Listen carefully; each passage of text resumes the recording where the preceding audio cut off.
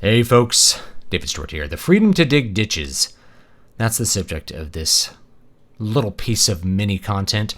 This is basically the extrapolation of a whole bunch of libertarian arguments, as well as, in this case, they happen to line up with all the leftists, that your freedom isn't really being restricted when you are fired from your job, prevented from working in the economy, talking on social media, etc., because you always have the freedom to dig ditches and to talk in person to the people who happen to be forced to dig ditches with you.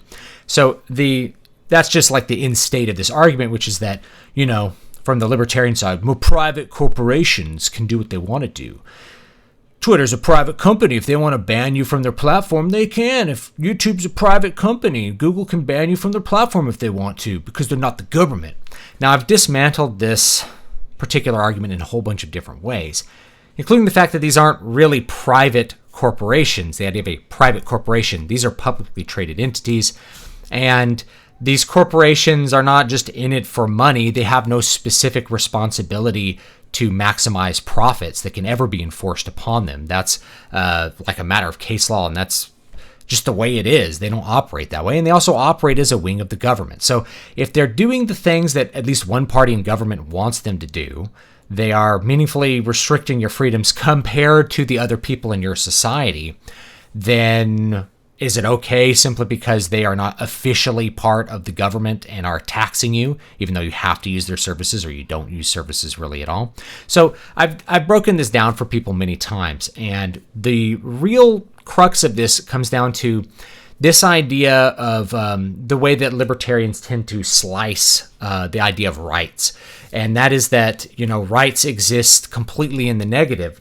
And in our society, we can see, and maybe you'll agree with me, that the problem with viewing rights as being like exclusively something that is apart from other individuals is that there's no difference between having rights and being able to meaningfully utilize those rights. Meaning, if you can't meaningfully utilize your rights, you don't really have them.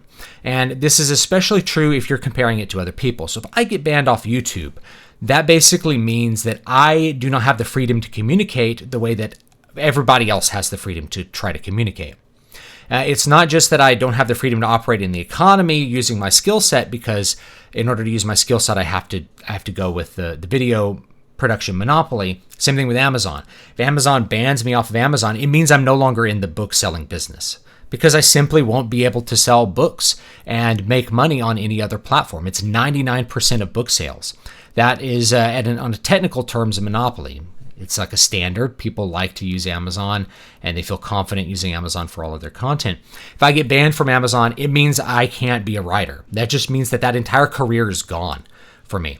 So yeah, I still have freedom. Amazon decided that they didn't want to host me, and they're a private corporation. You still have the freedom to go dig ditches instead of using the skills that you invested all of your time and energy and money into developing so that you could actually get some sort of economic return or affect the world in a positive way, or affect the world in the way that you want to affect the world.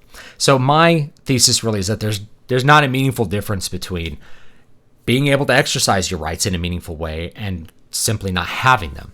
So yeah, if you just have the freedom to dig ditches and to talk in person with the other people digging ditches, can't use a phone, you can't talk on social media, these are the main ways that people communicate.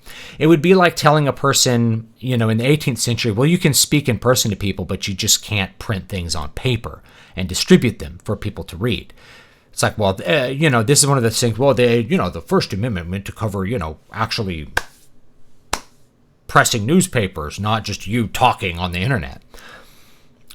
If I don't have a meaningful way to talk to other people, if I have no way to actually communicate with them, especially compared to the rest of the population, then I simply don't have that right. I don't have freedom of speech. And this is the reality that's there, is that I do not have freedom of speech. So whenever people hem and haw about freedom of speech, it's like, I don't have freedom of speech. I don't know what makes you think that I have freedom of speech. If I say the wrong thing, I can no longer speak to anybody. That's just how it works, except for the people that I happen to be digging ditches with.